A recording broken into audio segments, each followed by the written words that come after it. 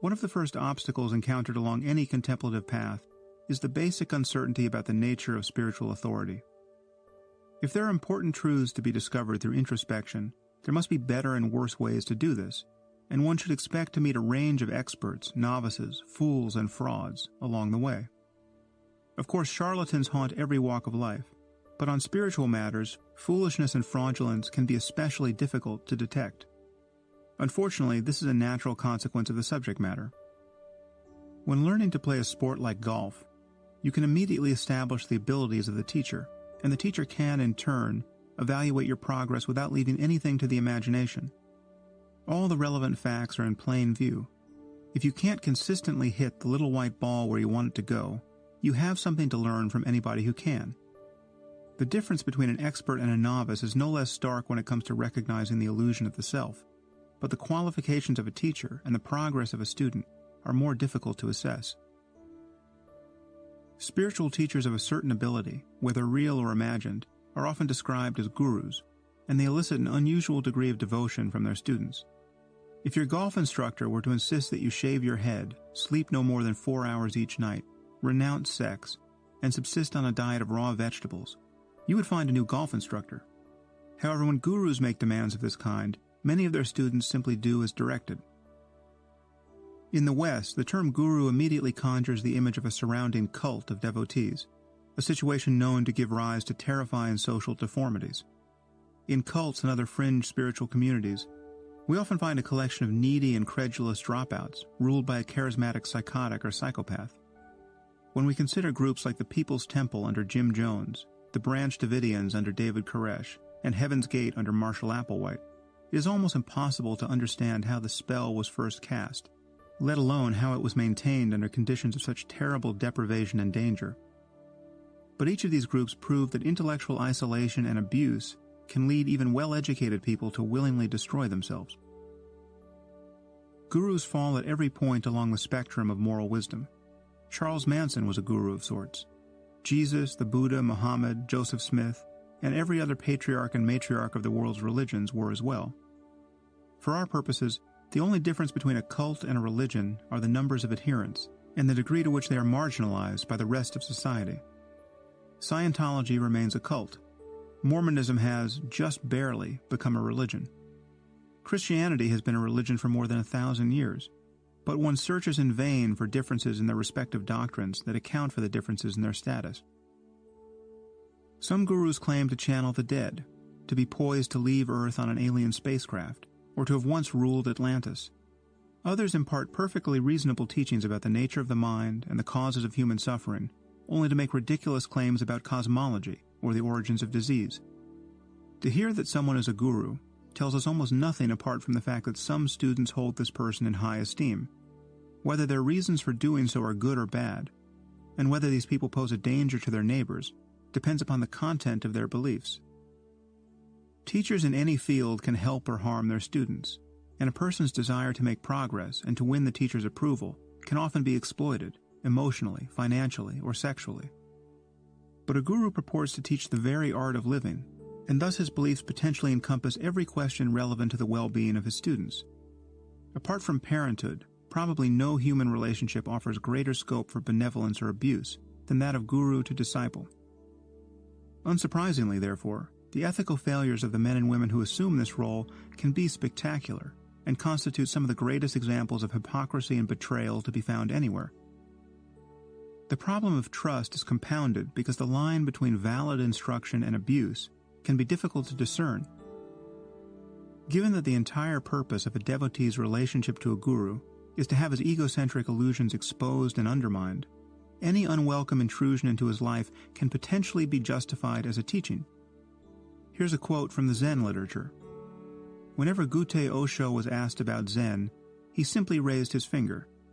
Once a visitor asked Gutei's boy attendant, "What does your master teach?" The boy too raised his finger. Hearing of this, Gutei cut off the boy's finger with a knife. The boy, screaming with pain, began to run away. Gutei called to him, and when he turned around, Gutei raised his finger. The boy suddenly became enlightened. If cutting off a child's finger can count as compassionate instruction, It seems impossible to predict how fully a spiritual teacher might depart from conventional ethical norms. This is both a theoretical problem in the literature and a psychological one in many spiritual communities. A student's moral intuitions and instincts for self-preservation can always be recast as symptoms of fear and attachment. Consequently, even the most extraordinarily cruel or degrading treatment at the hands of a guru can be interpreted as being for one's own good. The master wants to have sex with you and your spouse. Why would you resist? Can't you see that your impulse to refuse such a generous overture rests on the very illusion of separateness that you want to overcome?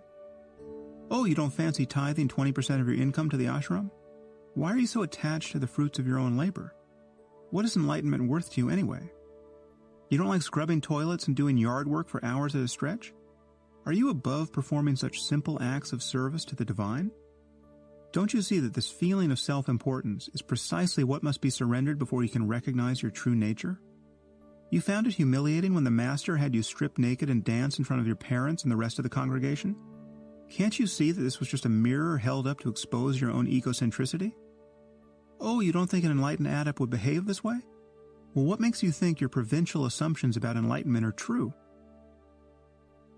Given the structure of this game, it is little wonder that many people have been harmed by their relationships to spiritual teachers, or that many teachers, given so much power over the lives of others, have abused it. This ethical terrain is all the more confusing because there is no cult leader so deranged or sadistic, or whose fall from grace was so hideous, that one can't find students who will insist that he or she is the Messiah.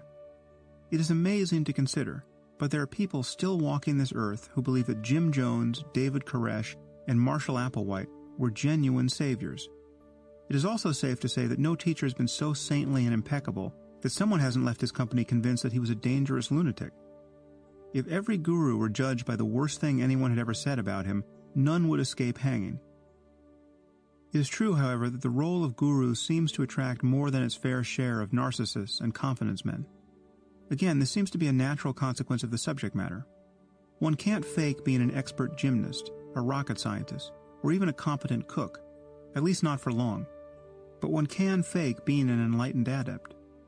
Those who succeed in doing this are often quite charismatic, because a person can't survive long in this mode unless he can bowl people over. G.I. Gurdjieff set the standard here, and he may have been the first man to return from his travels to the East and establish himself as a proper guru in the West. He was the classic example of a gifted charlatan. He managed to attract a wide following of smart, successful devotees, including the French mathematician Henri Poincaré, the painter Georgia O'Keeffe, and the authors J.B. Priestley, René Daumal, and Catherine Mansfield. He reached other luminaries as well, including Aldous Huxley, T.S. Eliot, and Gerald Hurd, through the efforts of his main disciple, P.D. Ouspensky. Frank Lloyd Wright once declared Gurdjieff, quote, the greatest man in the world. Coming from a narcissist of Wright's caliber, this says quite a lot about what sort of impression the man could make. However, Gurdjieff taught his students that the moon was alive, that it controlled the thoughts and behaviors of unenlightened people, and that it devoured their souls at the moment of death. He used to make visitors to his chateau in Fontainebleau spend long days digging ditches in the sun, only to have them immediately fill them in again and begin digging elsewhere. He must have made quite an impression in person, given how long he was able to get away with this mischief. I'm confident that if I were to teach a similarly insane doctrine, all the while demanding painful and pointless sacrifices from my students, I wouldn't have a friend left on earth by the end of the week. I'm not saying that being forced to do hard and seemingly useless work cannot benefit a person. Consider the Navy SEALs. To become a SEAL, every candidate must pass a qualifying course so arduous that it would constitute torture if imposed on him against his will. This is a selection process that allows the U.S. Navy to produce the most elite special operations force found anywhere. But it is also a bad selection process that serves primarily as a rite of passage. It is well known, for instance, that some of the best recruits to the SEAL program are weeded out owing to sheer bad luck. They simply suffer too many injuries to continue with the training, or to survive Hell Week, a 5.5-day purgatory of wet sand, dangerous boat drills, calisthenics, hypothermia, and sleeplessness. But those left standing have had an experience of self-overcoming unknown to humanity outside of ancient Sparta, and they can be sure that everyone else with whom they will serve in combat has survived the same ordeal. One of the first things one learns in practicing meditation is that nothing is intrinsically boring. Indeed, boredom is simply a lack of attention. Pay sufficient attention, and the mere experience of breathing can reward months and years of steady vigilance. Every guru knows that drudgery can be a way of testing the strength of this insight. And needless to say, this truth about the human mind can be exploited.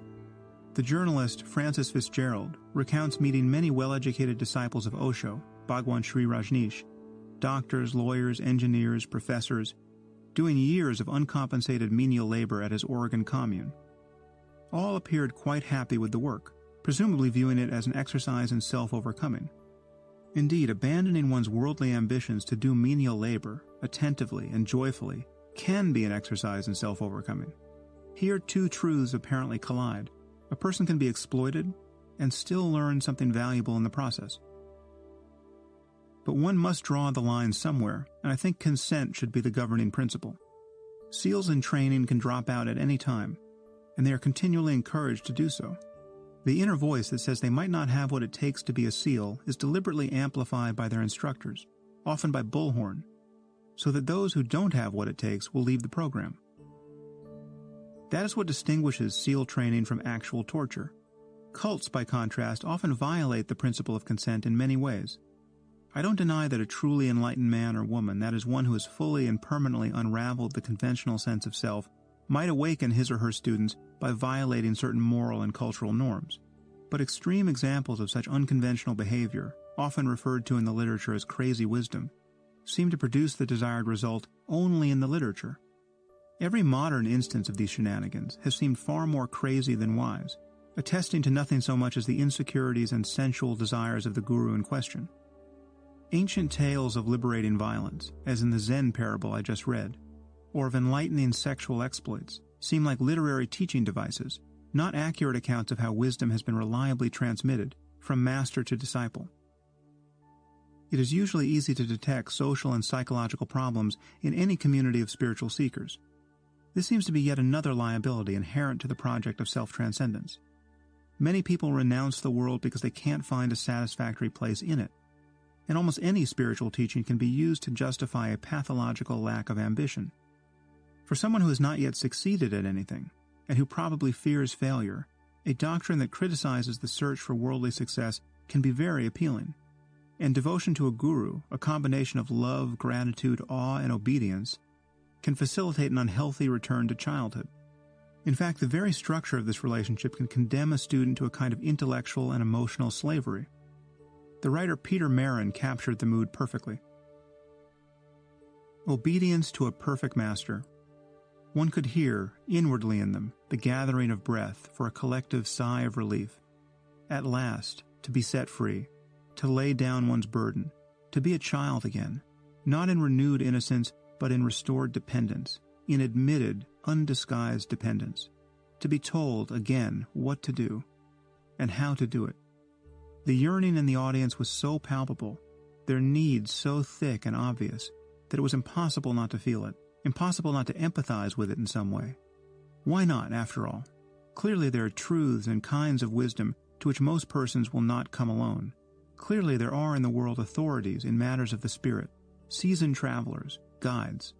Somewhere there must be truths, other than the disappointing ones we have. Somewhere there must be access to a world larger than this one. And if, to get there, we must put aside all arrogance of will and the stubborn ego, why not? Why not admit that we do not know and cannot do, and submit to someone who both knows and does, who will teach us if we merely put aside all judgment for the moment and obey with trust and goodwill? A relationship with a guru, or indeed with any expert, tends to run along authoritarian lines. You don't know what you need to know, and the expert presumably does. That's why you're sitting in front of him in the first place. The implied hierarchy is unavoidable. Contemplative expertise exists, and a contemplative expert is someone who can help you realize certain truths about the nature of your own mind.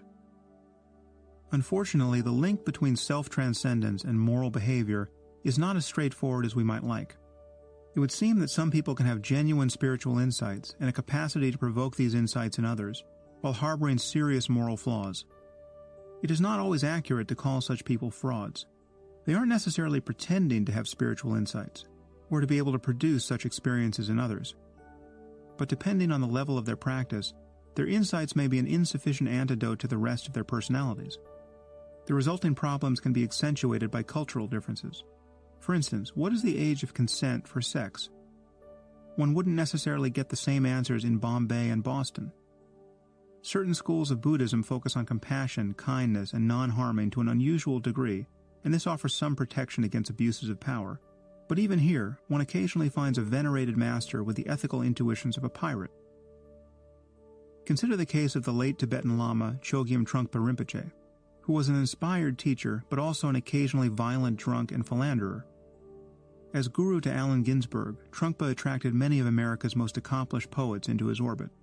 Once at a Halloween party for senior students, where W.S. Merwin, the future poet laureate of the United States, and his girlfriend, the poet Dana Naoni, were guests, Trungpa ordered his bodyguards to forcibly strip a 60-year-old woman of her clothing and carry her naked around the meditation hall. This made Merwin and Naoni more than a little uncomfortable, and they thought it wise to return to their room for the rest of the night. Noticing their absence, Trungpa asked a group of devotees to find the poets and bring them back to the party. When Merwin and Naoni refused to open their door, Trungpa instructed his disciples to break it down. The resulting forced entry led to chaos, wherein Merwin, who was then famous for his pacifism, fought off his attackers with a broken beer bottle, stabbing several in the face and arms. The sight of blood, and his horror over his own actions, apparently collapsed Merwin's defenses, and he and Naoni finally allowed themselves to be captured and brought before the guru. Trungpa, who was by then quite drunk, castigated the pair for their egocentricity and demanded that they take off their clothes. When they refused, he ordered his bodyguards to strip them. By all accounts, Naoni became hysterical and begged someone among the crowd of onlookers to call the police. One student attempted to physically intervene. Trungpa himself punched this Samaritan in the face and then ordered his guards to drag the man from the room. Predictably, many of Trungpa's students viewed the assault on Merwin and Naoni as a profound spiritual teaching, meant to subdue their egos. Ginsberg, who was not present at the time, offered the following assessment in an interview. In the middle of that scene, to yell, "Call the police," do you realize how vulgar that was? The wisdom of the East was being unveiled, and she's going, "Call the police." I mean, shit. Fuck that shit. Strip him naked. Break down the door. Apart from having produced a perfect jewel of hippie moral confusion, Ginsberg exposed the riddle at the heart of the traditional guru-devotee relationship. No doubt Merwin and Naoni's preference to not dance naked in public had more than a little to do with their attachment to their own privacy and autonomy. And it isn't inconceivable that a guru could operate in such a coercive and seemingly unethical way out of a sense of compassion. In fact, it may have been conceivable to Merwin and Naoni themselves, even in the aftermath of this humiliating ordeal, because they remained at Trungpa's seminar for several more days to receive further teachings. However, judging from the effect that Trungpa's wild behavior had on both himself, he apparently died from alcoholism, and his students, it is very difficult to view it as the product of enlightened wisdom. The scandals surrounding Trungpa's organization did not end there. Trungpa had groomed a Western student, Usal Tenzin, to be his successor. Tenzin was the first Westerner to be honored in this way in any lineage of Tibetan Buddhism. His appointment as Vajra regent had been approved by the Karmapa, one of the most revered Tibetan masters then living. As it happens, Tenzin was bisexual, highly promiscuous, and rather fond of pressuring his straight male devotees to have sex with him as a form of spiritual initiation. He later contracted HIV, but continued to have unprotected sex with more than 100 men and women without telling them of his condition. Trungpa and several people on the board of his organization knew that the regent was ill and did their best to keep it a secret. Once the scandal broke, Tenzin claimed that Trungpa promised him that he would do no harm as long as he continued his spiritual practice. Apparently, the virus in his blood didn't care whether he did his spiritual practice or not. At least one of his victims later died of AIDS, having spread HIV to others. What one encounters in a person like Trungpa is a mind impressively free of shame. This can be a good thing, provided that one happens to also be committed to the well-being of others. But shame serves a crucial social function. It keeps us from behaving like wild animals. Believing in one's own perfect enlightenment is rather like driving a car without brakes. Not a problem if you never need to stop or slow down, but otherwise a terrible idea. The belief that he could live beyond conventional moral constraints is explicitly put forward in Trungpa's teaching. Morality or discipline is not a matter of binding oneself to a fixed set of laws or patterns. For if a bodhisattva is completely selfless, a completely open person, then he will act according to openness, and will not have to follow rules. He will simply fall into patterns. It is impossible for the bodhisattva to destroy or harm other people, because he embodies transcendental generosity. He has opened himself completely, and so does not discriminate between this and that. He just acts in accordance with what is. If we are completely open, not watching ourselves at all, but being completely open and communicating with situations as they are, then action is pure, absolute, superior. It is an often used metaphor that the bodhisattva's conduct is like the walk of an elephant. Elephants do not hurry. They just walk slowly and surely through the jungle, one step after another. They just sail right along. They never fall, nor do they make mistakes. The state of freedom and effortless goodwill that Trungpa describes here undoubtedly corresponds to an experience that certain people have, and to a perception, whether true or not, that others can form about them. But boundless compassion is one thing, inerrancy is another. The notion that one is incapable of making mistakes poses obvious ethical concerns, no matter what one's level of realization. Anyone who has studied the spread of Eastern spirituality in the West knows that these elephants often stumble, even stampede, injuring themselves and many others in the process. A person's eyes convey a powerful illusion of inner life. The illusion is true, but it is an illusion all the same. When we look into the eyes of another human being, we seem to see the light of consciousness radiating from the eyes themselves. There's a glint of joy or judgment, perhaps. But every inflection of mood or personality, even the most basic indication that the person is alive, comes not from the eyes but from the surrounding muscles of the face. If a person's eyes look clouded by madness or fatigue, the muscles orbicularis oculi are to blame. And if a person appears to radiate the wisdom of the ages, the effect comes not from the eyes but from what he or she is doing with them. Nevertheless, the illusion is a powerful one, and there's no question that the subjective experience of inner radiance can be communicated with the gaze. It is not an accident, therefore, that gurus often show an unusual commitment to maintaining eye contact. In the best case, this behavior emerges from a genuine comfort in the presence of other people, and a deep interest in their well-being. Given such a frame of mind, there may simply be no reason to look away. But maintaining eye contact can also become a way of, quote, acting spiritual, and therefore an intrusive affectation. There are also people who maintain rigid eye lock not from an attitude of openness and interest, or from any attempt to appear open and interested, but as an aggressive and narcissistic show of dominance. Psychopaths tend to make exceptionally good eye contact. Whatever the motive behind it, there can be a tremendous power in an unwavering gaze.